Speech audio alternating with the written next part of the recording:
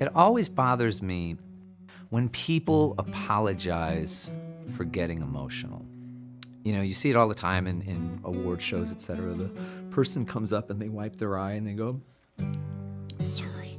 Don't ever apologize for getting emotional. It just means you are that much closer to what's meaningful in your life. I grew up in Chicago, northwest side of the city. Very typical upbringing, just a brick bungalow, very modest. I had two very supportive parents. I had a mother who told me constantly how special I was. She would say to me very often, "Mijo, my son, you are meant to do great things in this world. The world will know your name." And boy, did that light a fire underneath me. I, from a very early age, was a very serious kid. If I got anything less than 100% on a test, I got very upset.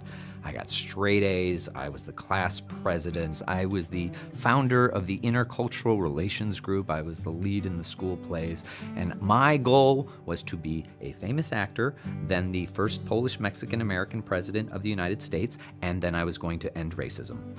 That was what I was going to do. Then I got into the real world.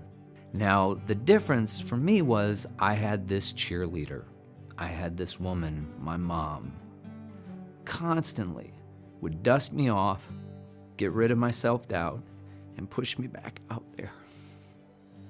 About 7 years ago, my mom calls me and she says, there seems to be a little bit of cancer, but it's gonna easily be removed. It'll be fine.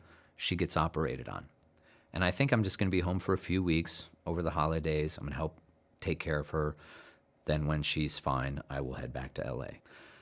Before I know it, I'm helping her urinate through a tube because they've removed her bladder.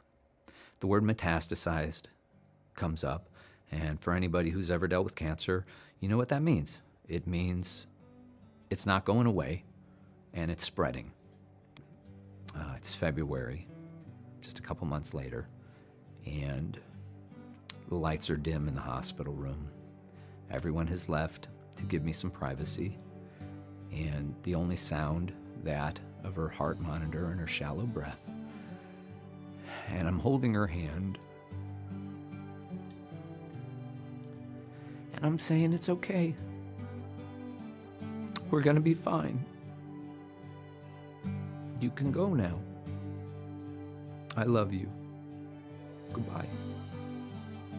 And as difficult as it is, that moment is everything to me now.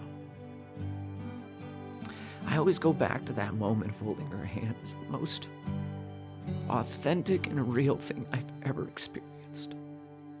Ever since 7 years ago, my emotions live right beneath the surface at all times. I take great pride in exactly who I am and what I feel. And when I'm feeling something so real, it's the closest thing you have to the reasons why we're alive.